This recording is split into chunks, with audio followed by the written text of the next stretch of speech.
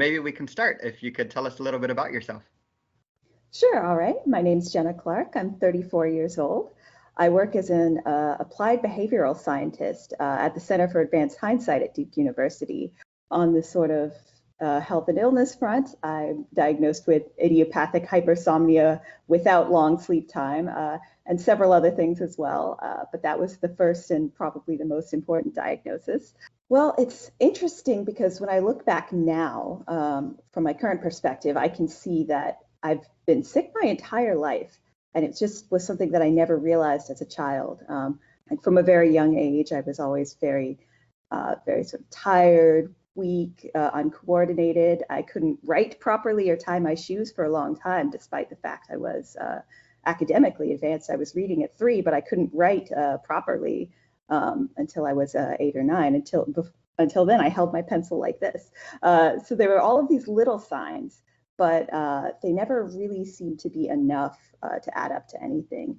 There were always signs, like in high school, I would sleep through my US history class every day because the teacher would turn down the lights, turn up the heat, and start teaching on transparencies. Just fall asleep like clockwork in that class every day. And if you left me like alone in a car for 10 minutes, I'd fall asleep, all of these kind of things. And I just kind of assumed this was normal.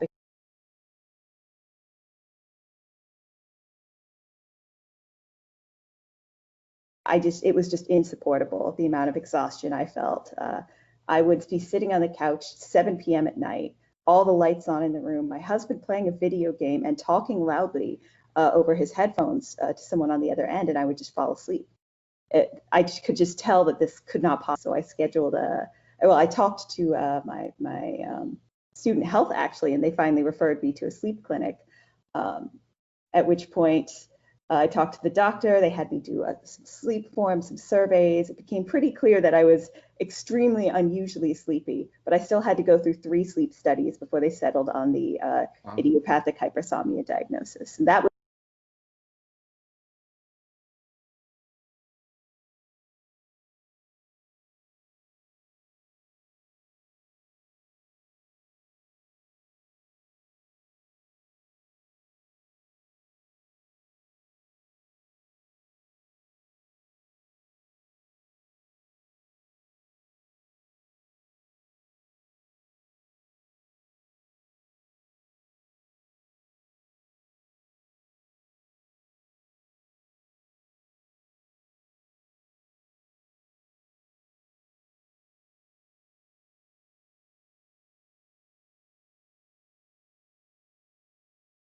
So how you're doing today? Yeah, so I'm doing pretty well nowadays. What's really helpful is that I have a lot of different specialists that I work with. For a while, I tried to just have my sleep issues treated by sort of a general physician. That just didn't work out very well. So now I have a neurology specialist for everything related to sleep. I have a cardiology specialist for some other issues. I see a physical therapist on occasion. So I have a really good care team that's all kind of coordinated, or at least feeds back to my PCP, my primary care doctor. So all of that is working very well. I'd say most of the time I keep things pretty well under control by giving myself a really steady schedule, early to bed most of the time. I've been a little off this week because with the break, my sleep schedule got a little off pattern. And it's so obvious when I let myself stay up just a little late. I'll feel it for at least a whole week. So keeping a really rigorous schedule, setting an alarm most days, and even when even on the weekends, trying not to sleep in, even if I don't necessarily set the alarm. Things like that are working well for me. I try to stay active. I try to do my light physical therapy exercises a few times a week, try and get in a few walks with a longer walk on the weekend.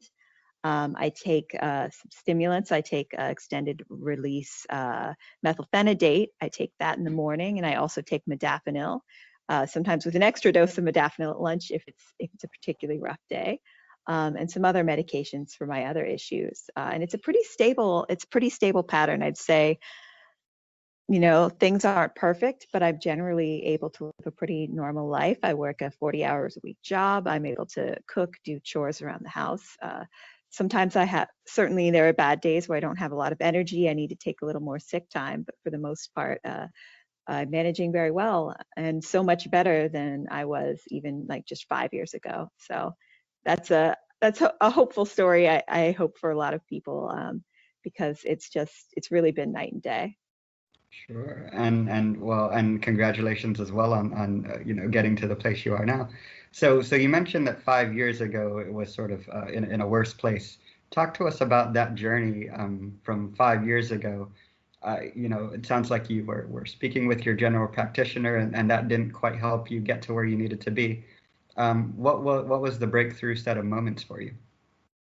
Well, the most important thing was the initial sleep studies that I had that got me on the extended release Ritalin. That was, well, actually, I was originally on the instant release Ritalin, which just didn't work very well, and I took that for a while.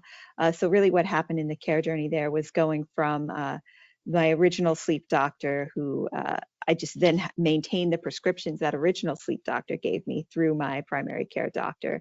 So really, the biggest improvement there was actually going to see my neurologist, someone who Okay. had who was genuinely a specialist in these kind of things, and did have experience treating sleep patients, but generally thinking about these issues as a neurological issue instead of just a sleep issue, really helped me find someone who had a lot of expertise.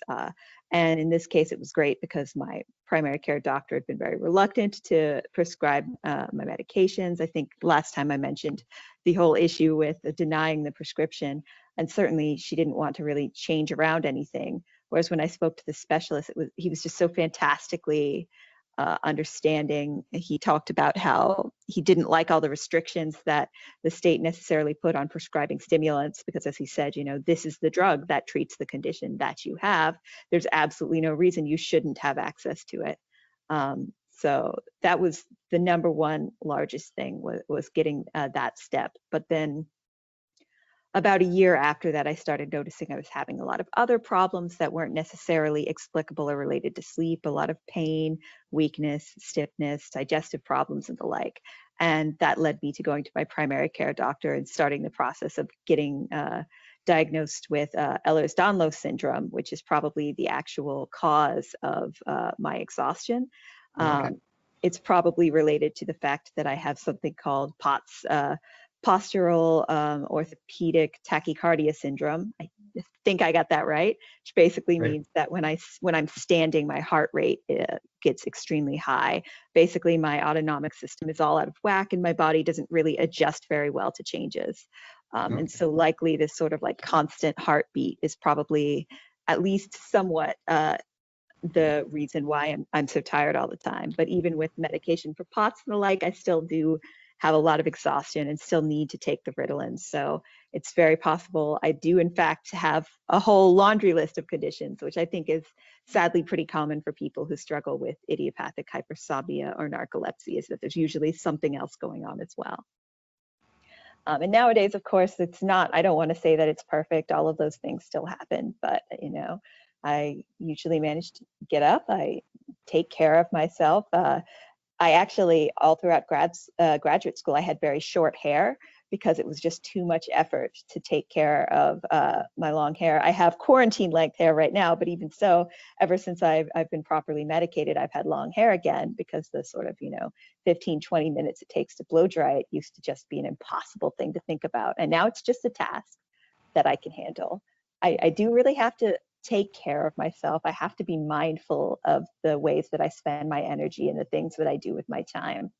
But there's just, if it's, I guess you could say that I was always on a time and energy budget, but the size of that budget has gotten much larger, and the amount that individual tasks take has also gotten much smaller. So I'm just far, far more productive, especially in things that I think require really intense, focused mental effort.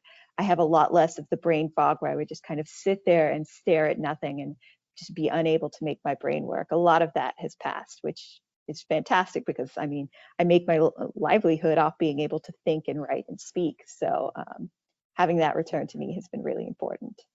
So I suppose that's a bit of an unclear answer, because I mean, in many ways, I was doing okay before, but it was just so hard every day. And now I'm doing better than okay, and it's much easier.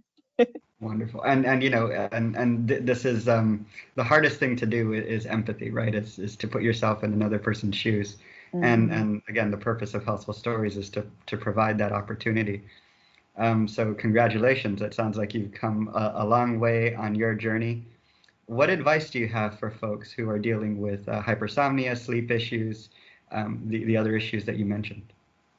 Oh boy, there's a lot of things I could say. I think the number one thing would be to listen to your body.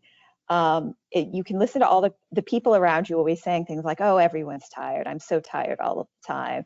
And you can listen to that and think that what you're feeling is normal. But if it doesn't feel normal, if it really feels to you like you can't live up to what everyone around you is doing and expecting, believe yourself. Something probably is wrong. And it is worth checking into. If I had believed myself sooner, my life would look probably very different. Um, and related to that, I would also say listen to your body's cues in the moment. If you have a good day, then maybe you can do a little bit more. If you have a bad day, then maybe you should do a little bit less. But don't actually overdo it. This is a problem I'm still working around, is when I have a really good day, I want to just do everything and I'll tire myself out for the following week. Hopefully together we have an impact on folks who have issues that they don't know how to grapple with, they have questions about, and they just need just that little bit of inspiration from a story like yours to take their health into their own hands. So, Jenna, thank you so much. And no, I just wanted to thank you for inviting me to participate in this. I think what you're doing is awesome. And I'm grateful for a chance to be involved. And honestly, I spend all that time on Reddit just looking for people to maybe help out a little. So it's really nice to be a part of this. So thanks.